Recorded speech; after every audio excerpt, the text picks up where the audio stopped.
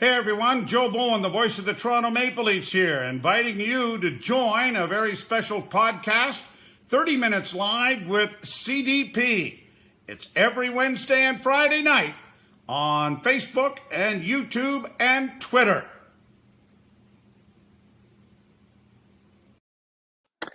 Oh, hey, everybody. Just wanted to say welcome to 30 Minutes Live with CDP on this Friday, May 28th. I will have my guest, Jerry Howarth, the longtime radio voice of the Toronto Blue Jays on from 1981 to 2017.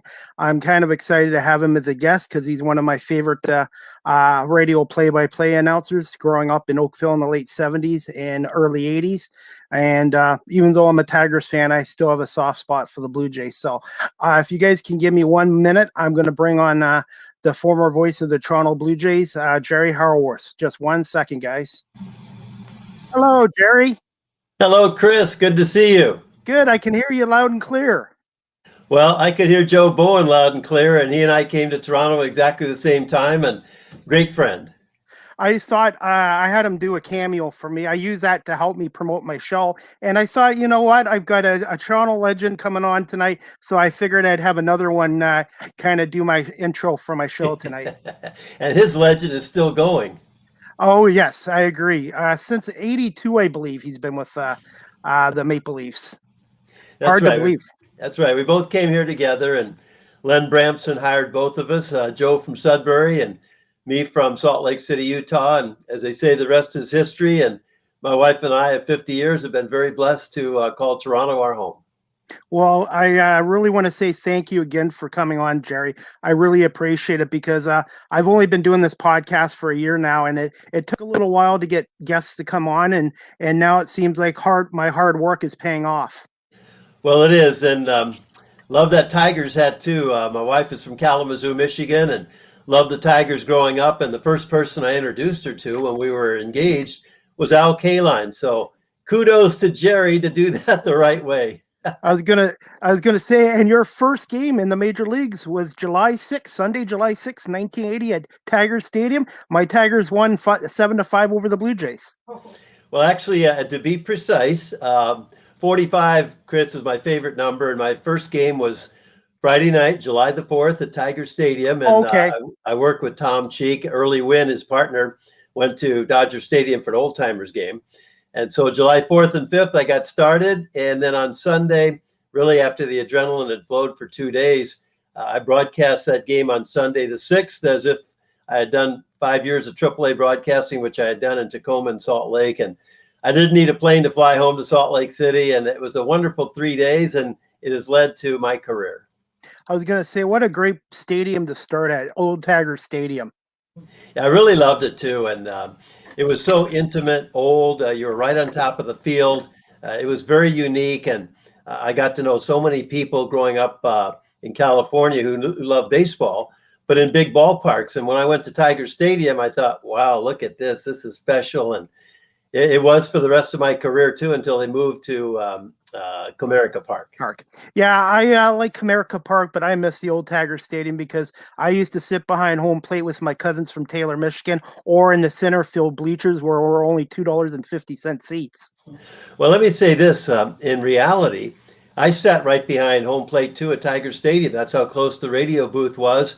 And to my right was a gentleman that became really one of my best friends in life, let alone in the broadcasting industry, Ernie Harwell. And Ernie was so good to me, and there I was meeting him for the first time, and we became friends, and Paul Carey was his partner. I'm sure you remember listening to both of them, and that was my beginning right there with the Tigers, Ernie Harwell, and Tiger Stadium. I grew up in the late 70s in Oakville, and obviously my late father, got me into the Blue Jays, and my cousins in Taylor, Michigan, they sort of turned me towards the Tigers, and Alan Trammell and Lou Whitaker became my favorites. But I used to, when you and Tom came on the radio it was CJCL 1430, I used to listen to all the games on the radio back then because more of them were on radio than TV, and I used to use my tape recorder and taped you guys and listen to the game after. I was so excited to when you guys came on the air. So I want to say thank you for giving me some great childhood memories of the 70s and 80s. Well, you're more than welcome, and that reminds me of growing up in San Francisco. And when I would go to bed at night, I'd turn on the radio, and I would hear Russ Hodges and Lon Simmons. They came out with the Giants in 1958, and I can remember hearing Juan Marichel's major league debut. He had a no-hitter with one out in the ninth inning. I'm lying in bed, total darkness, and Clay Dalrymple, the catcher for the Phillies, grounded one up the middle for a base hit, the Phillies' only base hit. And later, I had the pleasure of getting to know Lon real well, because he then would come back and broadcast for the Oakland A's. And like you thanking me, I thanked him, because when I grew up, I was listening to the radio as a young kid, inspired by what I heard.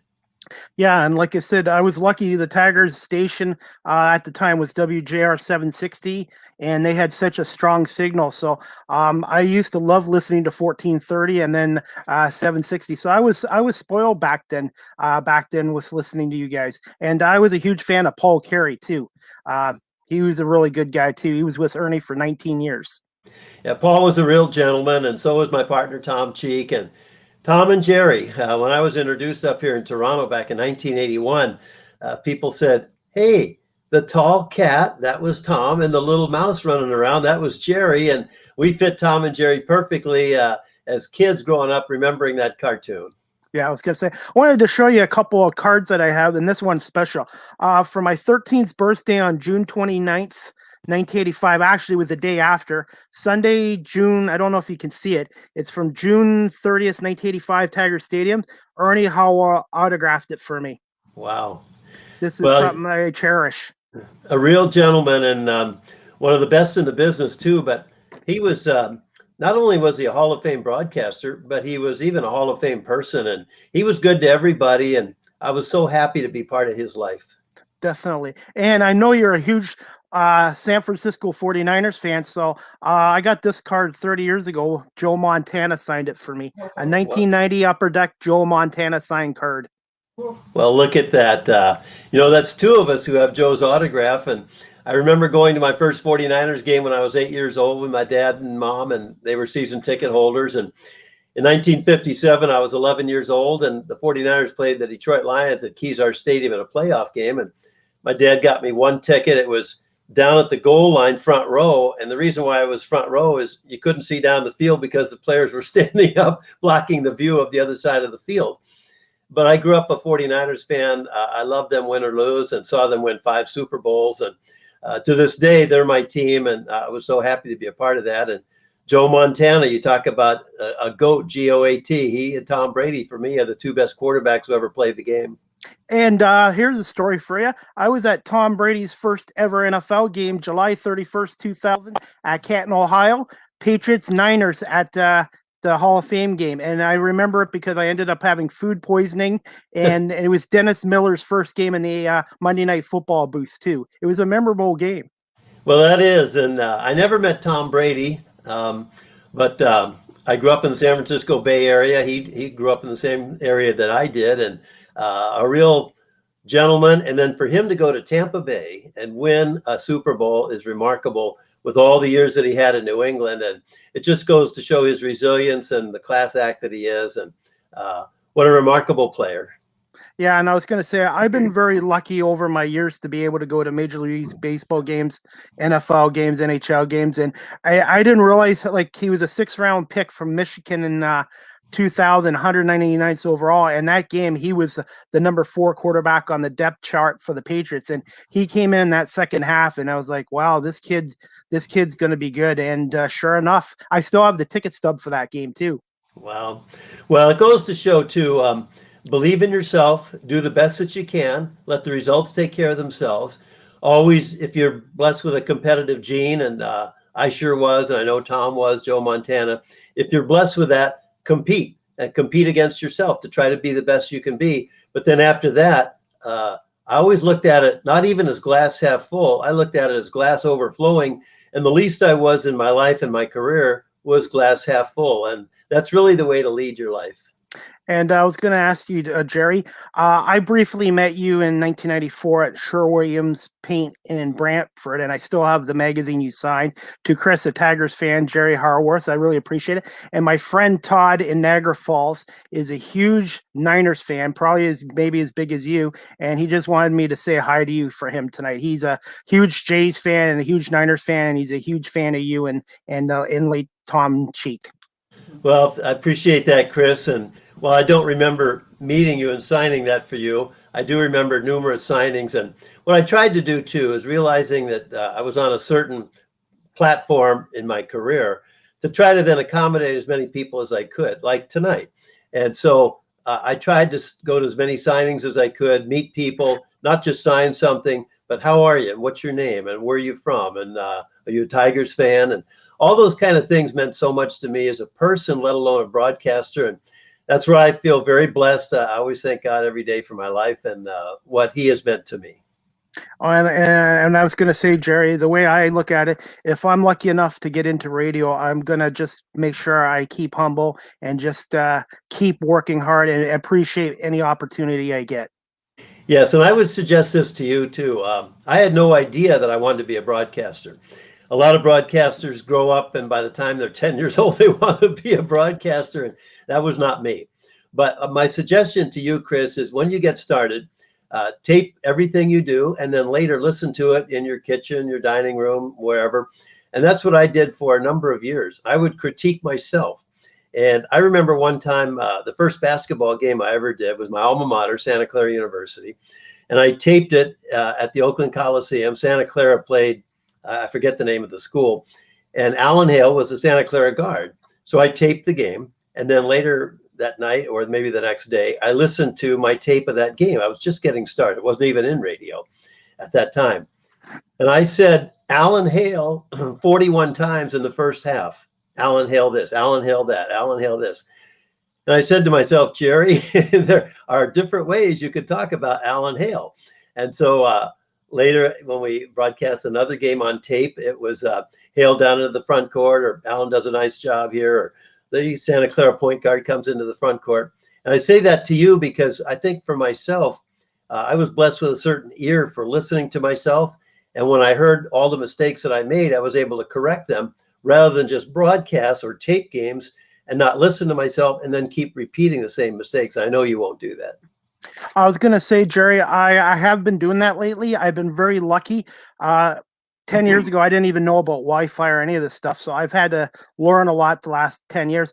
But what I do is my broadcasts are on Facebook Live, YouTube, Twitter, and now I'm on Apple Podcasts, Spotify, and all that. So when I'm done with each show, I download the audio to my various podcasts on audio form. And then when I have some downtime at work or at home, I end up listening to them again. And it's like, I did that okay, or that could have been better. So I totally agree with you, Jerry. And I'm going to keep doing that, keep critiquing myself as much as I can, and just try to keep improving every day. Well, let me say this as I listen to you. When Alex Anthopoulos, who's really one of my best friends, when he became the general manager of the Toronto Blue Jays, he came to me, and of course I'd been there for years and preceded him. He said, Jerry, I'm going to be interviewed a lot now. Could you please listen to my interviews and then tell me what you hear? I said, okay, Alex, go ahead. So about a week and a half later, we got together and I said, Alex, from what I hear, you're guilty of the Fab Five. And he said, what's that? And I said, well, what I hear is you saying, you know, I mean, gonna, there's no such word as gonna, it's going to, and wanna, there's no such word as wanna, it's want to. He said, Jerry, I really appreciate that.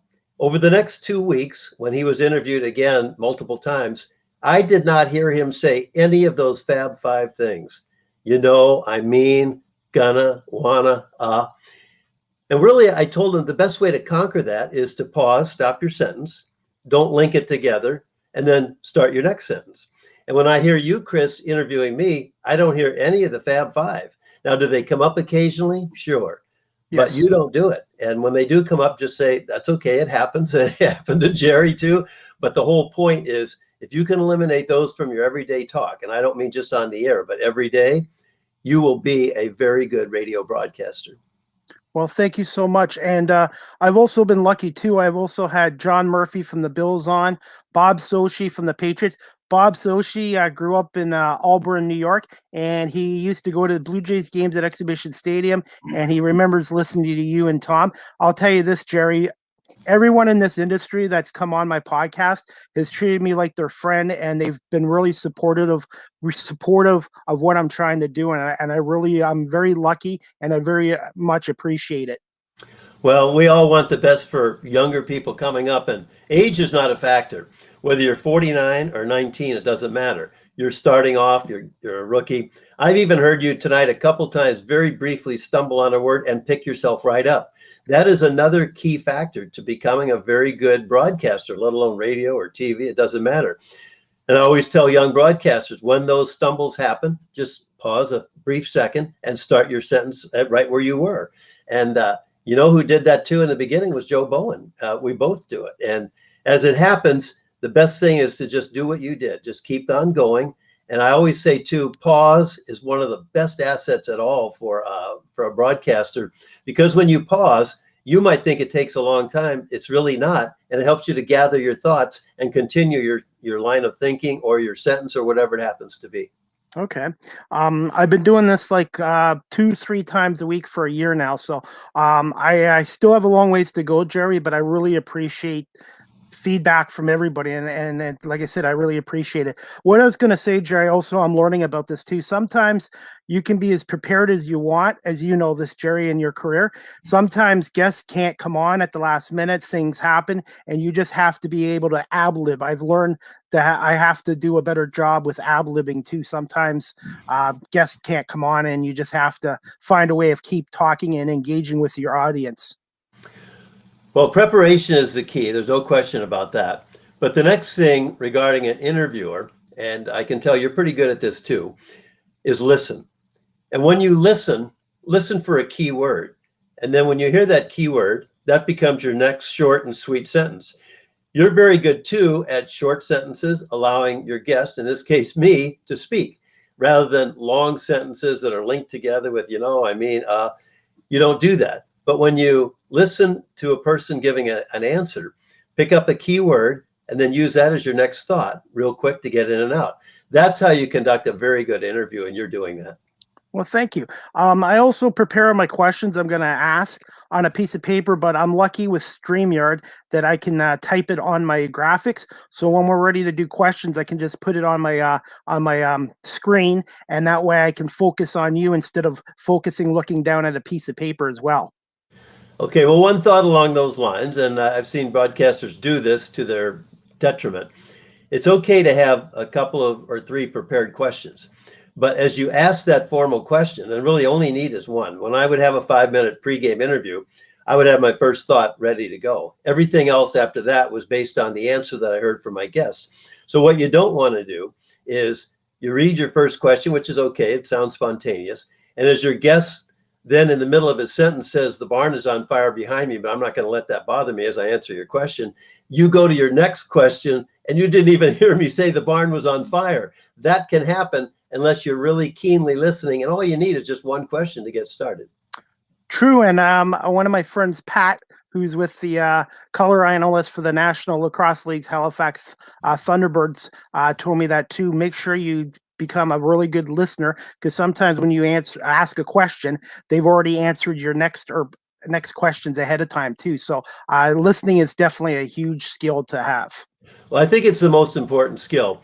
And honestly, when you're off the microphone, and I suggest that you do this in every sportscaster 24/7, whether it's everyday talk that eliminates the Fab Five that I talked about, or just intently listening, probably the nicest compliment that I have always gotten is from one of my sons, Ben. My wife and I we have 2 boys, Ben and Joe. And Ben would say afterwards to Mom, as he heard me engaged in a conversation with somebody, he would say, "Mom, that person didn't even realize he was being interviewed by Jerry Howarth." Wow. You see what I'm talking about? Yeah. And as you listen and you just go back and forth, you're really engaged in a conversation, but you're interviewing that person to bring out the best in his thoughts or her thoughts. And they don't even realize that because they're so fully engaged in what they have to say to you. And that's the whole goal. Definitely. I was going to say, Jerry, is it okay if I promote your book on here too? Sure. Okay, well, give me 1 second. I have graphics on here too, and I'm just going to try to bring up your book on here because like I said, I'm going to end up having to buy it because I really want to read this. Just 1 second. It's right here. Yeah, it's Hello Friends, your stories from your life and Blue Jays baseball. And I've got, sorry, go ahead, Jerry. Well, I really appreciate you doing this, and this took 3 years to write. I was not going to write a book. It just didn't appeal to me. And then Buck Martinez on the field one day talked me into it and said, "Jerry, you have a lot to offer. Why don't you write a book?" And I said, "Okay, Buck, I'm going to. Thanks for that." And so I wrote the book without a ghostwriter. It was me, right from my heart. And I took 3 off seasons to both write 110,000 words and then edit those words down to 100,000 words. And then at the same time, turn it over to the publisher, ECW Press, because then I felt that it was really ready for people to read. And it was my best product in my, what I call my one and done book. And I thoroughly enjoyed it. And what I tell parents too, I was fortunate. I was able to go out to the University of Santa Clara, my alma mater, in '68, and they inducted me into the Hall of Fame. And I talked to the parents of the baseball team. And I told the parents, I said, if nothing else, and I'm not able to talk to your kids right now because they're playing baseball, I said, if you are able to purchase my book, just read the first 50 pages. The book has probably 300 pages in it. But if you read just the first 50 pages, it's about me growing up and what led to getting to Toronto. Then the rest of the book are my experiences and stories with players and the Blue Jays and the front office and everything else. But the first 50 pages tell a lot about what I grew up with, the circumstances that I had that were both pro and con, and how I got where I was. And I said, this will inspire your sons because they will read this and they will get 2 or 3 things out of it that will help them in their lives, let alone their baseball career. So I appreciate, Chris, you putting this book up here. And it came out in March of 2019. So it's been out for a couple of years, and I thoroughly enjoyed writing it. And I'm so happy that people are reading it. I've put on my little ticker here. You can get it on Amazon.ca and Indigo.ca. Is there any other places where people can purchase your book online or at bookstore? Well, I think those are the 2 main areas, and of Okay. course, Amazon.com too in the States, and a number of the bookstores have them. Indigo, of course, but Amazon.ca now is probably the best way to get it. Okay, no problem. And I had another Jerry on last Friday, former Dodgers pitcher Jerry Royce, and he has a book out too called "Bring in the Right-Handers." So I'm going to have to buying some books in the next week. And he's a very nice man too, Jerry Royce. Yeah, I got a chance to meet him a little bit and talk, and there's someone you definitely look up to. What is he, about 6'6" or 6'7"? And I like Jerry a lot. He had a very good career, and I'm happy he wrote his book because when people in sports write a book, they're really talking about their experiences, which we can all share. Yes, and he's one of 29 major leaguers to play 4 decades in Major League Baseball. Wow. Yeah, 1969 to 1990. And he's also a very good photographer, too. At the end of his career, he took a lot of pictures of Exhibition Stadium, County Stadium in Milwaukee, Three River Stadium. And I love looking at these old baseball pictures because it brings me back to my childhood. Yeah, that's terrific. I didn't know that about Jerry. I do remember in one of my interviews in Seattle with Randy Johnson, the 6'10" left-hander, we were sitting in the dugout and I asked him about any hobbies he had. And he said, "Jerry, I love photography and I'd love to be a professional photographer someday." And I thought right away, wow, there's a picture of a man right there that I would like to see literally take pictures of sports and baseball in particular. And here now you're telling me Jerry Royce did that. And I'm sure he and Randy traded notes about photography. Definitely. And I was going to say also there's a special event that happened on this date in 1989, May 28th, 1989, the last ever game at Exhibition Stadium 32 years ago today. Well, I remember it vividly because it was the end of the homestand, the end of an era at Exhibition Stadium. And after the next road trip, the Blue Jays came back to then the Sky Dome. And what I remember was how George Bell walked it off with a home run. And what a way to finish a career at the Exhibition Stadium, where I broadcast my first game back in 1981 after I'd done those 3 games in Detroit. The Blue Jays hired me the next year to do 40 games. And later I got to know George, and he got the most out of his career too. And what a great way to end that. I think it was the 10th inning, that last game at Exhibition Stadium. Yes. Who was on the call for the 10th inning of that game? Was it Tom or was it you by No, any chance? that was Tom. Tom, yes, which is Yeah. kind of fitting. Well, the way we did that was when I came up, Len Bramson was very good to me. Many number two broadcasters did 3, 4, and 7. Those are the innings they broadcast. But from day one, Len told me, he said, Jerry, I love your work. And what I want you to do is innings 3, 4, 7, and 8. And I said, well, thank you, Len. I really appreciate that because now I'm doing 4 innings every game rather than just 3. Well, that meant that the 9th inning belonged to Tom and the 10th. And that's why he called George Bell's walk-off home run. Then after that, we went every other inning regarding extra inning games. And I was very fortunate, though, that in my career with Tom, I was able to do 4 innings per night. I was going to say, yeah, they did the same thing. Let me pause right here. That's about the 5th time since I mentioned the Fab Five. You have said gonna. Oh. So what I want to do, and I want to stop you right now so you don't do this anymore.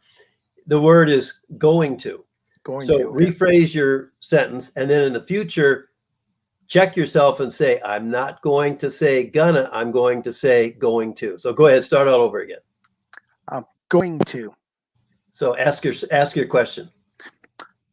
I was going to ask you. Very good. I'm proud of you. That's how you do it. Okay, I appreciate this. Like I said, any advice, feedback? I was going to ask you. I was going to ask you. You said it again. Oh, yeah. On. Okay, I got to work on that. Third time. Go ahead. Going to ask you.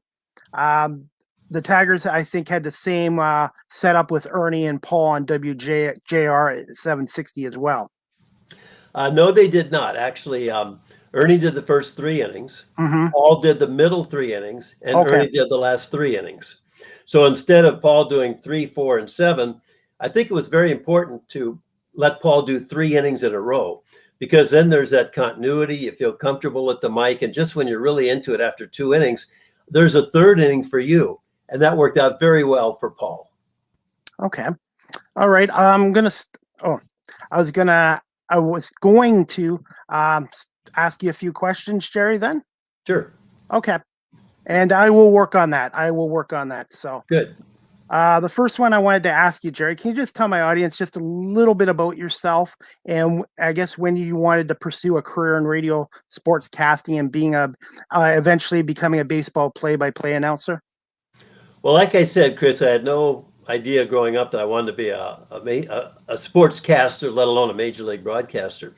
So I went through high school in the Bay Area. I went to Santa Clara University, graduated 1968. I might pause here. I always thought I put Santa Clara on the map, but Steve Nash did it out of Victoria, coming down to Santa Clara and star on the basketball team. And then after I went through Santa Clara because of the Vietnam War, I went through ROTC at Santa Clara, was commissioned an officer, spent 2 years in Frankfurt, Germany as a first lieutenant with the 5th Corps headquarters. Again, I didn't know what I wanted to do, so I came back home to San Francisco, and my dad said, what would be good for you is to have something to fall back upon. Why don't you go to law school? I said, okay, I will. So I started law school at Hastings, University of California, Hastings Law School in downtown San Francisco. And after the first semester, I did very well. I had good grades. I enjoyed it. I thought, wow, this is going to be pretty good. At the same time, I had asked friends of mine, including my Santa Clara roommate, whose dad knew Lou Spadia, the president of the 49ers, if somebody could ask Lou Spadia, could I go down on the field just to see a 49ers game on the field rather than the seats because of the mayhem, violence, everything that goes into an NFL game. So it's mid-February. I get a call at my apartment. I said, hello, Jerry Howarth. And they said, well, I picked it up. I said, hello. And the voice said, is this Jerry Howarth? I said, yes. He said, this is Lou Spadia, the president of the San Francisco 49ers. I kind of held my breath. I couldn't believe it. He said, Jerry, I've heard from so many people, everyone except the Pope, about you and your request to get down on the field to see one of our games on the field. He said, I cannot do that. And in case you're looking for a job, we have a small fraternity here, just a few people who work under me, and I can't do that either. But next Tuesday, if you'd like to come in to downtown San Francisco, I'd love to meet you. I said, thank you, Mr. Spadia. And Chris, when I hung up the phone, I left law school. That night, I typed up a letter. I took it in the next morning to the admissions office. And the letter basically said, I've decided to pursue something in sports. I don't know what. My heart jumped last night when I got a phone call from the president of the 49ers. And I always said to myself, when your heart jumps, follow it. I said, if I pursue something in sports and I don't know what it is, if it doesn't work out, can I have my seat back in September and start over again? They said, sure. Well, I gave them the letter and I never looked back, never went back. So to keep going further, within about a month, my alma mater, Santa Clara University, hired me as the fundraiser for the athletic department. It was called the Bronco Bench, and I was their first ever Bronco Bench fundraiser. Here I was, I'd graduated 3 years earlier.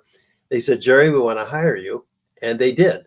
So I started my fundraising career. And that's really, Chris, where I thought I was going to end up as a professional fundraiser. Well, about a month in September, I heard one of our football games on a small FM radio station, a Santa Clara football game. And I said to myself, wow, if I could get on the radio in any capacity, that would help me as a fundraiser. People would hear Jerry on the radio and say, come on in, let's talk money, because I heard you on the broadcast, and let's raise money for Santa Clara. So that was my whole intent. Well, I went to the broadcaster, who was an insurance salesman there in San Jose, a Santa Clara alum, who donated $1,000 a year to be the broadcaster for the Santa Clara Broncos. And I asked him, I said, could I join you for the radio broadcast and in some capacity just to help me as a fundraiser? He said, no. And I asked him again, I said, well, can I just be on the radio? He said, no, I can't do that. I said, okay. So about a week or two later, I was at Buckshaw Stadium watching a high school football game. I went down the steps. He's coming up the other way. And he stopped and he said, Jerry, I know you're disappointed that I can't have you on the radio, but you and I have the same problem. And I said, what's that? And he said, neither of us have a major league voice. Well, when he said that, I thought, wow. I also thought maybe he's right, because when I was young, my voice was not what it became.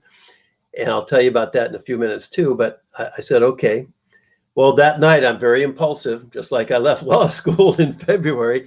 That night, I took money out of our wedding account, and I had just gotten married. And the next day, I bought a tape recorder and a microphone. And for 2 years, Chris, because I had been told I did not have a major league voice and there was no broadcasting career for me possible, I taped football and basketball games. The irony is I didn't tape any baseball games. And after I did that for 2 years, somebody in the athletic department, Dan Fitzgerald, he heard one of my tapes of a Santa Clara basketball game, and he said, Jerry, you are good. You should be on the radio. And that led later to Tacoma, Washington, where I broadcast football and basketball games for the University of Puget Sound, AAA baseball for Tacoma. That led to Salt Lake City and Toronto. And I always go back and say, if somebody tells you can't do something, don't get angry and blame them. Just say, okay, how do I address this? And I was so happy that he told me I did not have a major league voice, because that's what I ended up doing. I was gonna I was gonna say, Jerry, myself, there's some days where I'm like, is my voice good enough? And I guess it's just something you have to keep working on every day and every week.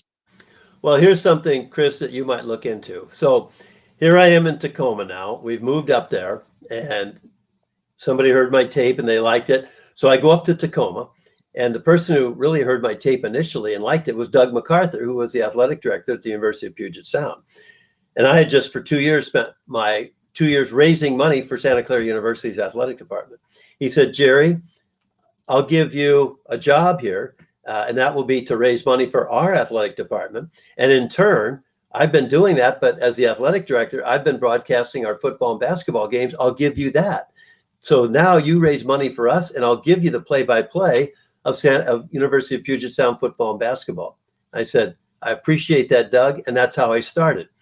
So as time went on, I was broadcasting for 2 full years, football, basketball, and AAA baseball. So when I first start in AAA baseball the following April, we're at Cheney Stadium, and the Tacoma Twins are playing the Hawaii Islanders. It's about the 3rd or 4th inning, and I did all 9 innings. So it was about the 3rd or 4th inning, and Rod Gaspar came up for the Hawaii Islanders, and he lined a ball down into the right field corner. Well, as he hit second base, my voice started to give out, and I had trouble getting him to third for a triple. Well, when the game was over, I said to myself, Jerry, you have never had a voice lesson. That voice right there is in my throat, and you did not sound good on that triple there. And we're only a month into what's going to be a 144 game season. Well, the next day, and again, I'm very impulsive. It didn't take me long. I called the University of, it was Pacific Lutheran University. So I called Pacific Lutheran University, and I asked for the head of the speech department. And they said, okay. So the phone rings, and the person answered, and I said, well, this is Jerry Howarth. Is this the head of the speech department at Pacific Lutheran University? And he said, yes, it is. I said, I'd like to take some voice lessons. Is it okay if I meet you and come in and talk about that? Now, of course, I was working for the University of Puget Sound, but somebody suggested that Pacific Lutheran University had a very good speech department. So he said that would be great. And so what happened was the very next day on Saturday, we had a night game that night. I went in and I met him.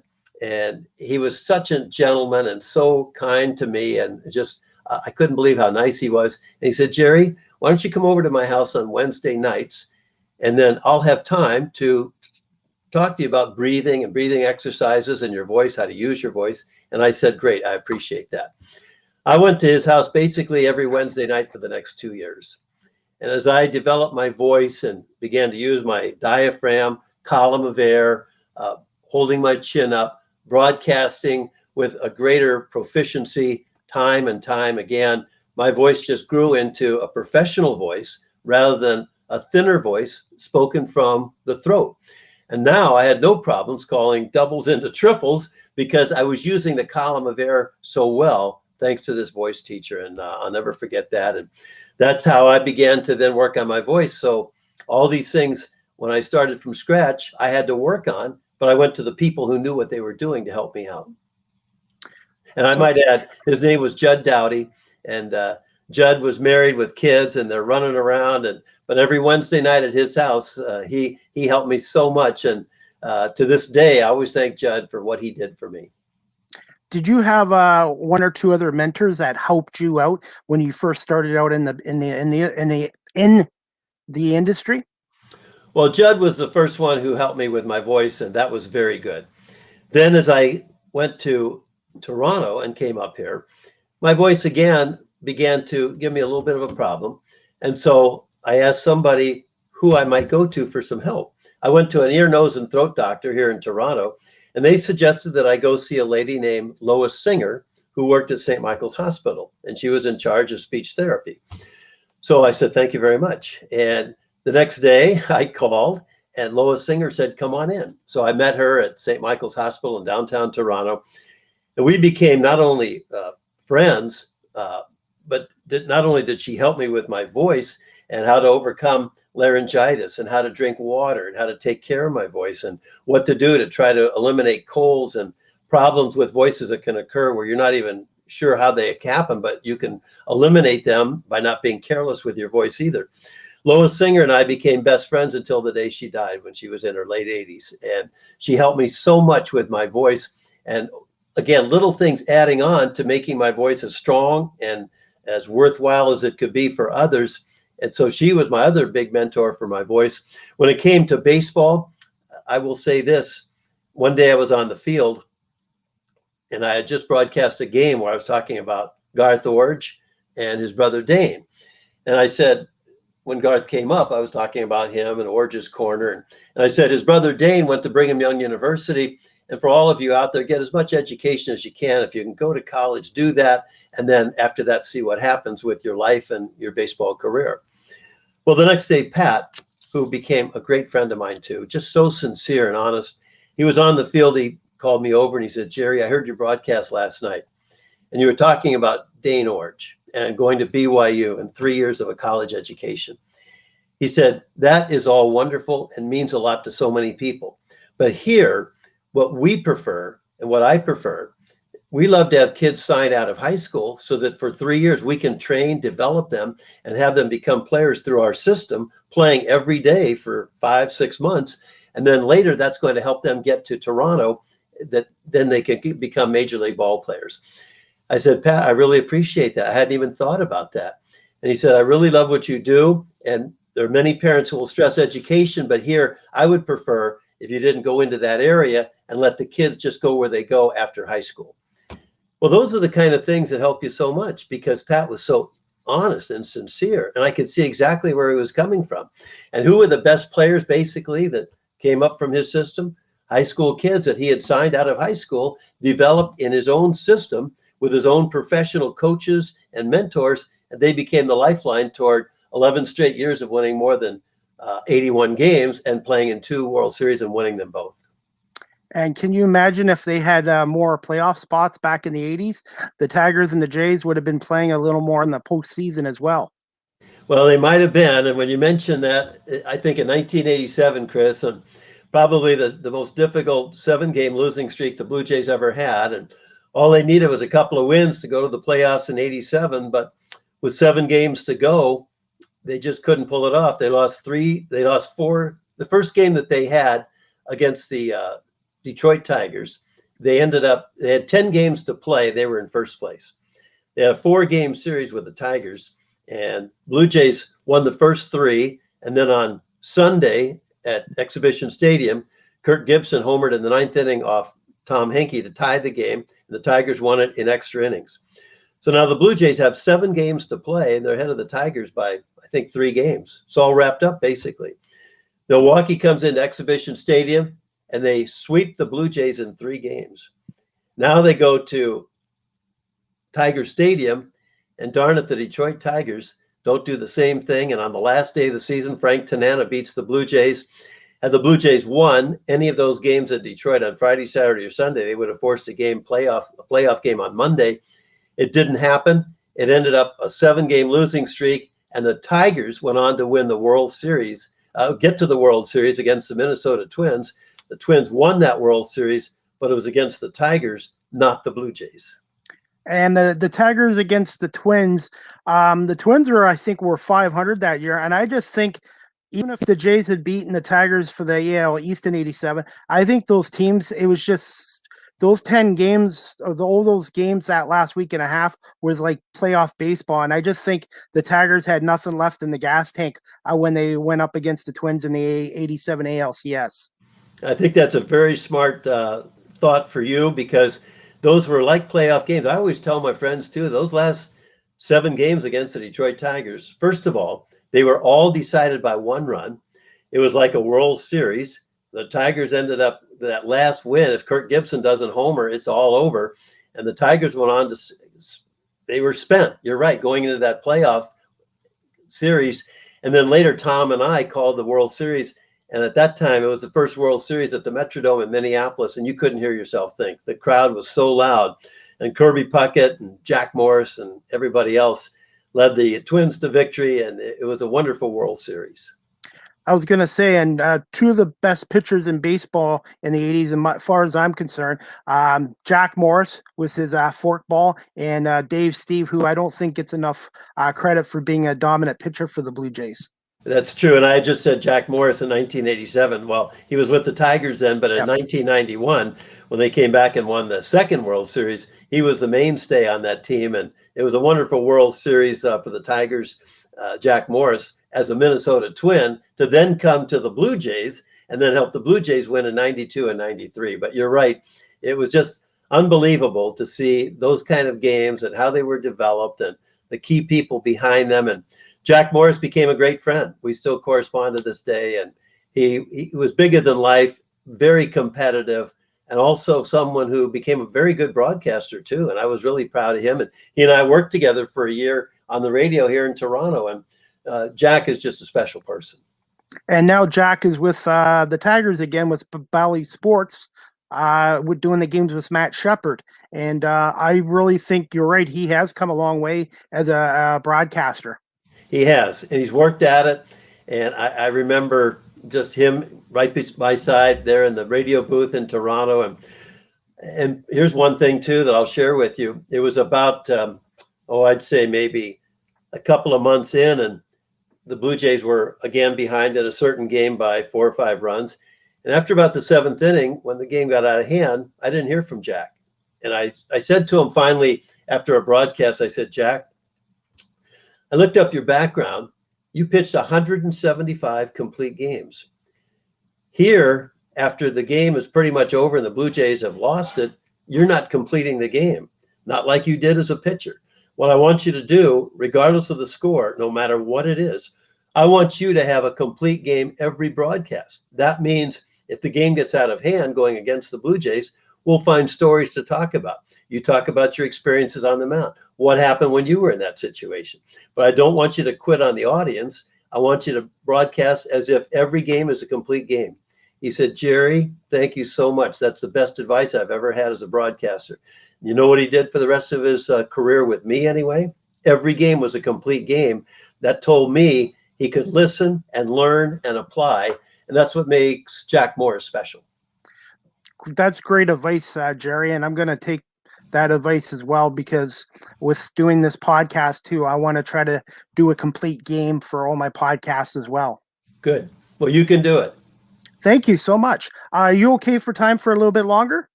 Sure. Okay, I just wanted to check. My next question for you, Jerry, how did you come about the radio job with the Blue Jays, and did you know of Tom Cheek and Early Wynn at that time? Well, I did not know of Tom Cheek and Early Wynn. Of course, I knew of Early Wynn because he was a Hall of Fame pitcher and won 300 games. So Early I knew. So I was in Salt Lake City working at a radio station, and at the time, when the Blue Jays became a team in 1977, that year just before, when they asked for applications, they didn't have any broadcasters. I sent a tape and resume in from Salt Lake City. So now I'm in the radio booth I'm at home in Salt Lake City. And so here's what happened, just to get my mind straight here. So I applied for the Blue Jays job. I sent a tape and resume to the Toronto Blue Jays, seeking the job as a radio broadcaster, because I had done 2 years in Tacoma and I was doing some broadcasting in Salt Lake. I didn't hear from them for a while. And then in the mail, I get a letter from the HUPEC Sports Network in Toronto, Canada. I opened up the letter and it said, Dear Jerry, we hope you are the Jerry Howarth who sent a tape and resume to the Toronto Blue Jays, because they sent over the tape, which we loved, but there was no paperwork. And so we looked in the phone book. That's when they had phone books at that time. They said, we looked in the phone book and we saw Jerry Howarth, and we're sending you this letter in hopes that that is you. When I read the letter, Chris, I shot up off the sofa. I told Mary, this letter is for me. I am that Jerry Howarth. And so I sent them the paperwork, and I didn't hear from them until I got word that through a piece of paper, they had hired Tom Cheek and Early Wynn. And they said, thanks for applying. Well, 3.5 years later, I'm in Salt Lake City broadcasting for KWMS. I'm in the room doing some editing, and the phone rings and they said, Jerry, it's for you. So I stopped what I was doing. I picked up the phone, and this woman's voice turned out to be Sue Rayson. She said, Jerry, this is Sue Rayson. And she went on. And I thought I heard Early Wynn. I thought I heard Dodgers. I thought I heard Tom Cheek and Tiger Stadium. And I said, okay, who is this? Could you repeat that? Who is this? And she, again, slower, said, I'm Sue Rayson. You sent us your tape and resume that we got 3.5 years ago. And Early Wynn is going to Dodger Stadium on July 4th weekend to participate in an old timers game. And we'd like to have you come into Detroit and broadcast that series with Tom Cheek. I said, Sue, thank you very much. They flew me back to Detroit. I got there the day before, met Tom that Friday. He handed me a tape recorder. He said, Jerry, go do a pregame interview. I said, thank you. I looked, and in the other dugout, in the Blue Jays dugout, was Roy Lee Howell. And when I was in the Pacific Coast League, he was with Spokane. I got to know all the visiting players as well as our own players in Tacoma and Salt Lake. I interviewed Roy, who was a Blue Jay, and he said, Jerry, there you are. I remember when we were together on the field in Spokane, Washington. And I did my first ever major league interview with him, and that led to my career. But it also was a break that they sought me out in Salt Lake City through the phone book. Otherwise, I wouldn't be talking to you today after a 36-year career with the Blue Jays. And was Jimmy Williams involved with that team as well, say Salt Lake?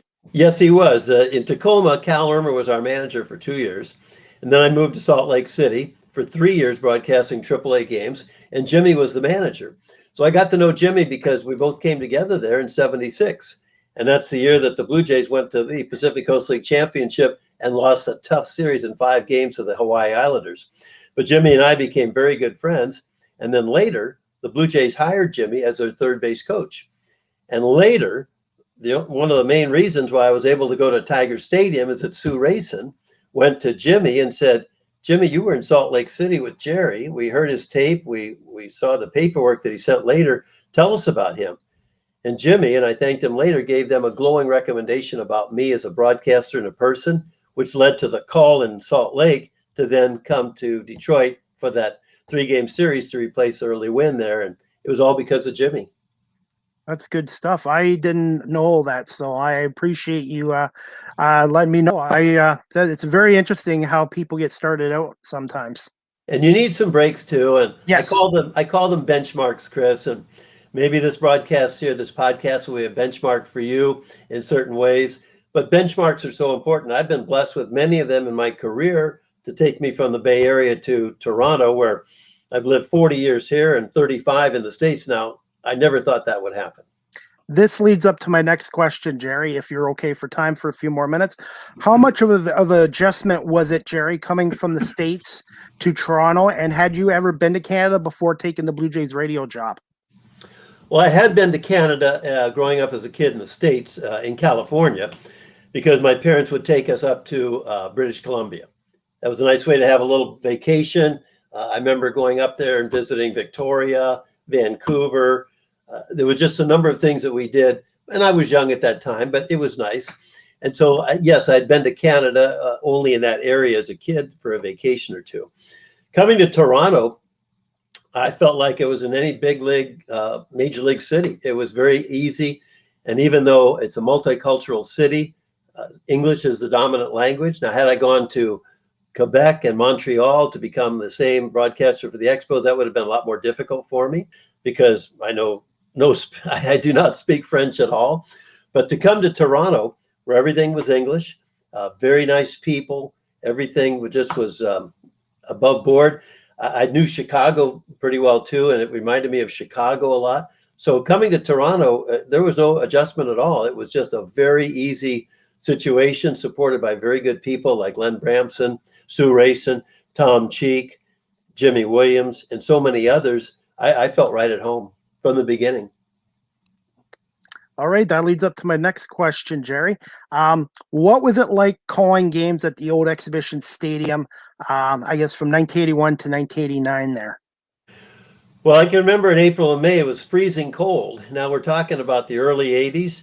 There was no global warming at that time. And I can remember getting free tickets to give to family and friends. And I stopped giving them until really June 1st, because I didn't want to see them suffer in the stands in April and May with the wind blowing in from the lake, and not only with the cold weather, but the chill factor, et cetera, et cetera. But it was a big league ballpark. I enjoyed being on the field with the fans. The first 2 months were tough, but then after that, remember, I'm traveling to every other big league ballpark. So it was a real nice opportunity that I looked at as positively as I could. Glass overflowing. Don't look at the ballpark. Look at the fact that you're a major league broadcaster. Make the most of it. And I did at Exhibition Stadium time and time again, and enjoyed everything about it, except that cold weather in April and May. I went to a lot of games there with my late dad in cold weather, and then in the summertime when it was bloody hot, sitting on those bleacher seats in the right field stands. I remember that so much. Well, I didn't mind when it was bloody hot. I grew up in California where it was 70 degrees all year round, so Yeah. I enjoyed the hot weather. That was not a problem. But I can remember looking at the glass as we pushed the glass back to open up our radio booth at Exhibition Stadium, and there was ice on it in April and May, and that's how cold that it was. Definitely. The next one I was going to ask you, Jerry, if you're okay for a few more minutes. What was your favorite stadiums other than Toronto to call games at? No question about it. A park built in 1912, and if I said that to you, what would that be? Fenway Park. Fenway Park. There's no question about it. Reminded me of Tiger Stadium too, because it was so intimate, right down on the field. The Green Monster, 37 feet high, only 300 and basically 10 feet down the left field line. Right center field was 437 feet or whatever it happened to be. And down the right field line, I think to the foul pole, 306 feet. Fenway Park was my favorite ballpark because it was so much of a throwback to the old days and so close. And again, like Tiger Stadium, the radio booth was right over home plate. I really loved that the most. And then after that, I'd have to say there were a number of them that I enjoyed, but not to the same extent. I've been lucky to have been going to Fenway Park, Yankee Stadium, the new one I've been to. But I would say out of all the parks I've been to recently, the newer stadiums, I would still have to say Fenway is my favorite, and then PNC Park in Pittsburgh. That's an outstanding ballpark there. That is too. I remember going there for interleague play, and well said too. I enjoyed that. I like Safeco Field out in Seattle when they replaced the Kingdome. That was another favorite of mine. Angel Stadium I liked a lot because it was always full of red-clad Angels fans, and everywhere you looked, it was like a sea of red. I enjoyed that. I enjoyed the ballpark in Kansas City.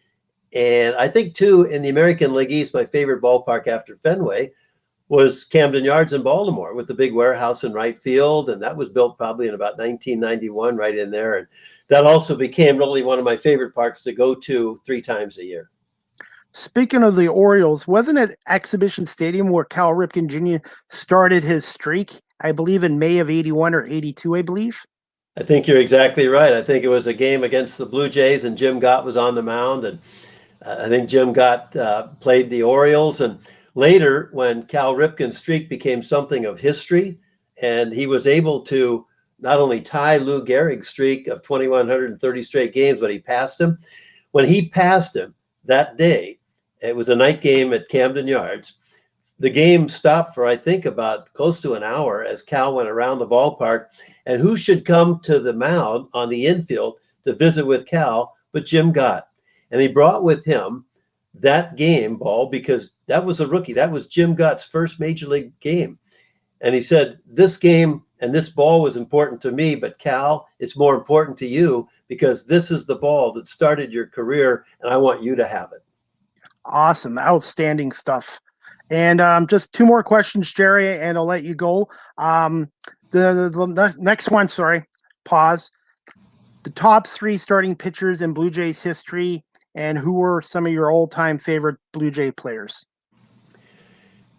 I think the 2 best pitchers in Blue Jays history were Roy Halladay and Dave Stieb. And Roy's in the Hall of Fame, and for good reason. And Dave Stieb, for teams that were not as strong as you'd like to have them, he was awesome as well. His numbers were off the charts, and that's before they really had analytics. But when you look at the analytics of Dave Stieb, it's incredible. And he, too, could have easily maybe been a Hall of Fame, let alone candidate, but a nominee and be in there with a plaque.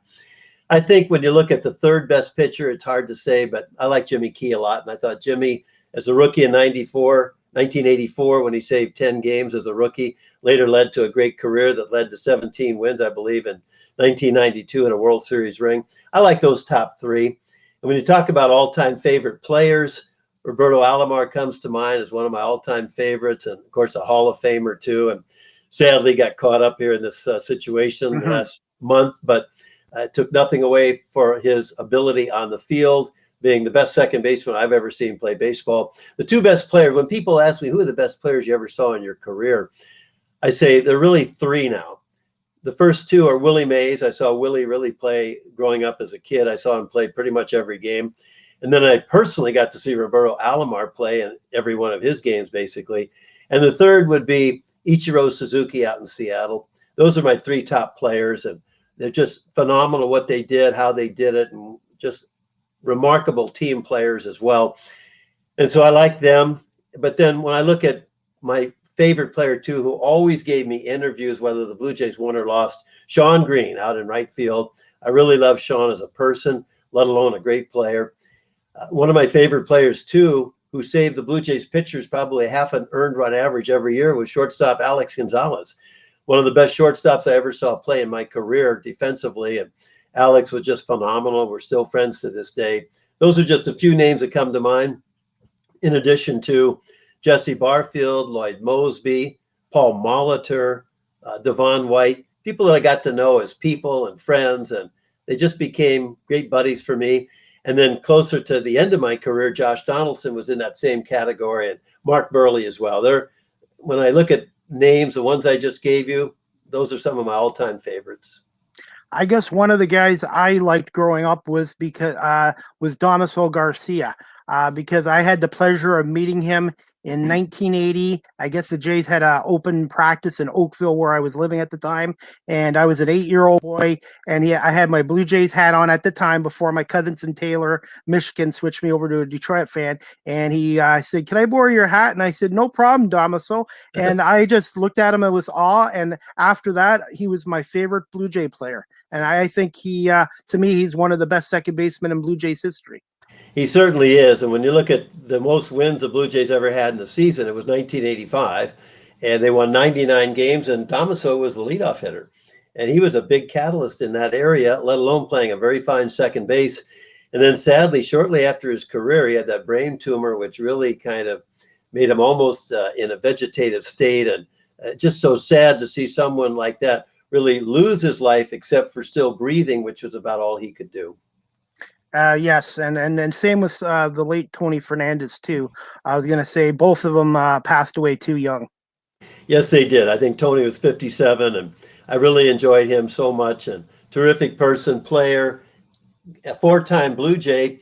And really, they don't win it in 93 after Dick Schofield got hurt. If Pat Gillick doesn't go get him to play shortstop the rest of the season, hit his way to the World Series and glove his way for the pitchers toward a second World Series championship. Totally agree with you. Jerry, I got one last question I wanted to ask you, but briefly, I'm a Detroit fan too. Lou Whitaker, is he a Hall of Famer or not? You saw him play a long time. Do you think he's should be in the Hall of Fame, yes or no? Yes, and I think this. If Alan Trammell goes into the Hall of Fame, which he is, then Lou should have been right there with him. I think they should have gone in together. And if I'm not mistaken, if memory serves, they were together better than 20 years up the middle of the diamond. Trammell at short and Whitaker at second. And when I saw them play, I saw two outstanding players. Trammell probably maybe a little bit of an edge as far as offense. But to answer your question, I think they both should be in the Hall of Fame. And Lou was an outstanding player, hitter, too, on-base percentage, everything, and he deserves to be in there. Okay. And the last question I was going to ask you is, do you have any advice, not just for myself, but for anybody that's watching this or listening looking to pursue a career in broadcasting in the future? I would say just two quick things, Chris. One, follow your heart. And number two, never get discouraged and do it. Just get together with yourself and say, I'm going to follow my heart, and then do it. And do it means podcasts, taping of games, listening to those tapes, critiquing yourself, listening to yourself to see how I can get better. And then one third thought, and I think this is important for you too, 24/7, you speak as if you were doing your podcast. And if you can do that, you're going to be fine. But if you just save your best grammar and your best sentence structure and your best speaking for when you're on the podcast, and the rest of the time you slip into I know, I mean, gonna, then you won't be the same broadcaster you can be. So follow your heart, do everything you can 24/7 to be the best speaker you can be, and then don't be discouraged and go out there and do it. Okay, well, like I said, Jerry, I appreciate the feedback and the advice, and I just want to say again, thank you so much, Jerry, for coming on tonight. My pleasure. Thanks for having me, Chris, and you let me know how you're doing as time goes on. Okay, and maybe in the future you might be able to come back on again and maybe talk a little Major League Baseball, perhaps. Well, we'll see about that. Okay, definitely, and I will definitely look into getting your book as well, Jerry. So again, thank you so much for your time tonight. I really appreciate it. You are more than welcome. Thanks for having me, Chris. Take care. Thank you so much. Okay. Good night. All right. Good night, Chris. Guys, just want to say thank you so much to Jerry Howarth for coming on tonight and talking to me for over an hour. I really appreciate it. And I hope you guys enjoyed my podcast tonight with Jerry. And you can also check out his book again today, Hello Friends, My Life and Stories about Behind Blue Jays Baseball as well for 36 years. So before I go, I'm going to show you a little clip of Jerry, some of his best calls. Before I go, some of his best radio calls. 1 second. And this clip is courtesy of the Toronto Sun. Hello, friends, and welcome to Blue Jays Baseball outdoors here tonight at the Sky Dome. I have plenty of things to do, and I enjoy doing all of them. Are you still going to games, or have you been? Well, what I do is every time a team comes in, for the first game especially, and sometimes the second game, I get on the field about 3:45, and I spend all that time in batting practice with John Gibbons, the coaches, the Blue Jays players, the other team's broadcasters and players, many broadcasters, TV and radio, who reached out to me after my surgery and when I retired, so that I can visit with them. And then I get in my car about 6:30 and drive home and beat the traffic. Let me ask you about your Blue Jays moments. I mean, maybe not your favorite, but because there was a lot of them, but something that stands out for you that you'll never forget that you were part of. Well, one thing you and I talked about today here at Humber College was the 11th inning in Atlanta, Game 6 of the World Series, when I had the pleasure of calling that inning. Tom and I did every other inning in extra innings after the 10th. And so when Dave Winfield doubled home 2 and the game was 4-2 and went to a commercial break, I said, Tom deserves to call this. It's first ever in Canadian history. If the Blue Jays win it, let's let Tom do it. And so when we came back, that's when I said, I've had the pleasure of calling Dave Winfield's 2-run double. And here's my partner, Tom Cheek, to take you the rest of the way. Sure enough, even though Atlanta scored a run in the bottom of the 11th, Blue Jays won it 4-3, and Tom had the call, and I was so happy for him. The last two are just so significant. The Jose Bautista bat flip home run, and it came in an inning, the 7th inning, that top to bottom was 53 minutes. The controversy in the top of the inning, and then somehow the baseball god said in the bottom of the inning, the Blue Jays hit 3 weak ground balls, all booted by Texas to load the bases. Later, a run scored, and then Jose, in a 3-3 tie, hit that home run where I only called 5 words, yes, sir, there she goes. And I didn't speak for 40 seconds. The crowd just was part of radio history, too, and coming in. It was just a wonderful time for me not to say a word. And when he hit home plate and I finally got to the dugout, I said, Blue Jays 6, Rangers 3, Jose Bautista with an unbelievable home run. And the next one was the next year. Game goes to extra innings, a wild card game. And Edwin Encarnacion hits one in exactly the same place. And all I said was, yes, sir, the Blue Jays are going to Texas. And again, I waited for about 40 seconds to let the crowd be part of that broadcast. And I always enjoyed letting the crowd be first, not me. Yes, sir, there she goes. Anyways, guys, that clip was courtesy of the Toronto Sun, some of Jerry's best calls. And I was going to say the late, great Tom Cheek received the Ford C. Frick Award in 2013 for broadcasting contributions to Major League Baseball. And hopefully one day Jerry Howarth will get a Ford C. Frick Award as well, because to me, he's had a tremendous career in Major League Baseball and with the Blue Jays for 36 years. And I'm very lucky to have Jerry come on here tonight. And I hope you guys all enjoyed my podcast and discussion interview with Jerry, and I really appreciate that. So anyways, guys, like I said, I'm going to look at comments before I go. Let's see. Mark Richardson. Hey, Mark. Thanks for coming on, buddy. As always, great guest. One of my favorite to hear Jays games. Yes. And there was one question I forgot to ask Jerry, but maybe in the future, if I'm lucky enough to have Jerry come back, I will ask him about it. Anyways, guys, his book again, Jerry's got a book out again called Hello Friends, Stories from My Life in Blue Jays Baseball at 36 years in Toronto. Again, are available online at amazon.ca, amazon.com, and indigo.ca. And if you're a baseball fan and a Blue Jays fan, that's the book I would be looking at. And I'm going to try to purchase that book too as well. And more comments. Pat Joseph. Great stuff, Chris. Thank you, Pat. I was a little bit nervous because this guy's a legend in the business, and he is the voice of summer in Toronto along with Tom Cheek. I could listen to Jerry all the time. He is the word that comes to mind with Jerry is professional, complete, professional. And I really, like I said, a professional, and he's just first class. And he could probably write more than one book. So, but I would check out his book again on Amazon.com.ca, Indigo as well. So, anyways, guys, if you guys have any more comments or questions, feel free to ask me. I know tonight the Blue Jays are taking on Cleveland, and the Tigers are taking on the Yankees at Comerica Park. Casey Mize is pitching tonight against the Yankees, and then we got some basketball games going on as well. So, anyways, and I want to say a thank you to Jerry's wife, Mary Howarth, for setting Jerry up with getting on here tonight too. So I want to say thank you to Mary. I really appreciate that. Prediction for Game 7 tonight. Oh, Pat, you're putting me on the spot here. The game's in Vegas, Vegas and Minnesota. I got to go with Vegas. Vegas is at home, so my gut feeling is the Golden Knights.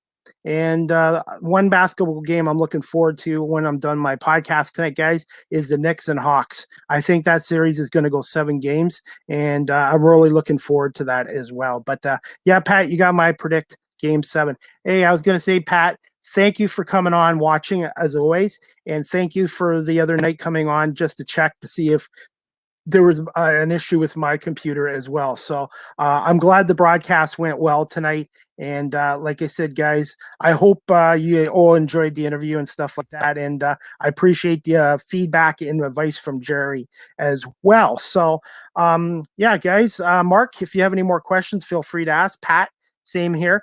Pat, did you get your shirt yet in the mail? And anybody else, guys, if you're interested in a 30 Minutes Live with CDP podcast t-shirt, they're $15 plus shipping if you're out of the Guelph area, if you'd like to support my podcast. And the shirts are in any color, black, purple, green, white, or whatever, if you guys want to support my podcast as well. So anyways, guys, like I said, just give me a DM if you're interested in that. So any more comments, guys, feel free to ask. Otherwise, my next show will be, I got another podcast coming up this Tuesday at 7:15. I have a WGR Channel 2 in Buffalo reporter coming on this Tuesday at 7:15.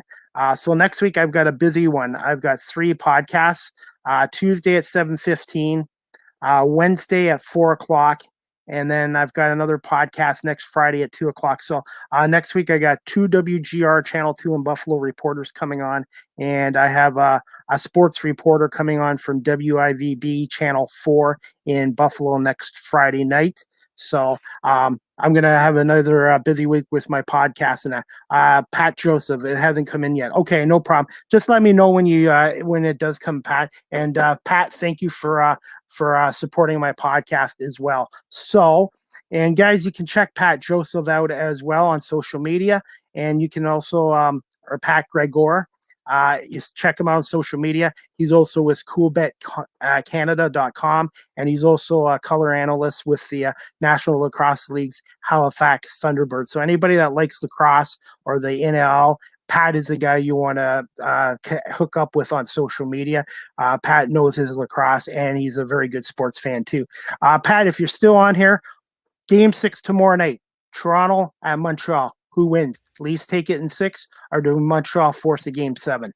And that young kid, Nick Suzuki, I had my picture taken with him right after the Storm won the OHL championship in 2019, and he's a go-to player, and he's going to have a very good career in the National Hockey League, and I'm so happy for Nick Suzuki. And I also know he played for Owen Sound for most of his OHL career until the last year with Guelph in 2019. So anyways, guys, let's see.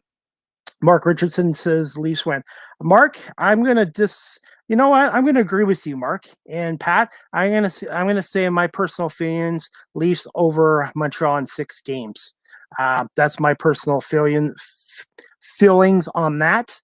And we'll see. But I think Winnipeg is going to be a tough team for Toronto or Montreal. Whoever wins that, most likely Toronto. I think Winnipeg is going to be a tough team. So anyways, guys, like I said, I'm going to call it a night. But I want to say thank you again to Jerry Howarth. Thank you to his wife, Mary, who helped him out get on here. And I want to say thank you to everyone who's watching this live on Facebook, YouTube, Twitter, and later on my audio podcast as well. Actually, Pat, you're right. I did say Leafs in 6 games. Correct. And I'm going to stick with that. But I think Winnipeg's going to be a tough out. I think Winnipeg's going to be a tough out. And before I go, guys, any more comments or questions, feel free to ask. I'm just going to put one more thing on here. 30 Minutes Live with CDP podcast. The audio version, which I'm going to download now, is available on Google Podcasts, Anchor Podcasts, Apple Podcasts, Breaker, Pocket Cast, Radio Public, and Spotify. So if you want to listen to the audio version of this, please on these sites, that would be great. And also, guys, please, if you want to, subscribe to my YouTube channel, Chris Pame, and hit like on my videos as well. So anyways, guys, I'm going to call it a night. I'm going to enjoy some NBA playoffs, the hockey game coming up, and some baseball as well. So it's going to be a good sports weekend for me. But again, guys, I just want to say thank you to everybody who came on here tonight and my guest as well. And like I said, I would recommend buying Jerry's book too. Yep, Pat, I said the Leafs in 6 games, but sometimes I'm wrong. So you never know. But the Leafs don't want to go to a game 7. You have a team down 3-1 and then it's 3-2. If you let Montreal win tomorrow night and get it back to 3-3, Game 7 is a crapshoot, Pat. You know that. And the last time the Leafs had a 3-1 series lead in any playoff series was 1987. And that was against my Detroit Red Wings. They were up 3-1 against Steve Yzerman and Glenn Halen and Jacques Demers and Bob Probert, and they lost in 7. So I know that was 1987, but the Leafs really need to take care of business tomorrow night. They want to end the series. You do not want to go 7 games. And Winnipeg is going to have extra time to rest and be prepared for the winner of this series. So anyways, guys, I'm going to call it a night. But again, I hope you enjoyed 30 Minutes Live with CDP podcast. Shout out to my friend Todd Vandenberg from Niagara Falls for buying my podcast t-shirt. And I did mention you on my podcast, Todd. And anyways, thanks for watching too, Todd. I really appreciate it. And we'll talk to you guys Tuesday night at 7:15 for the next 30 Minutes Live with CDP. Take care and go New York Knicks.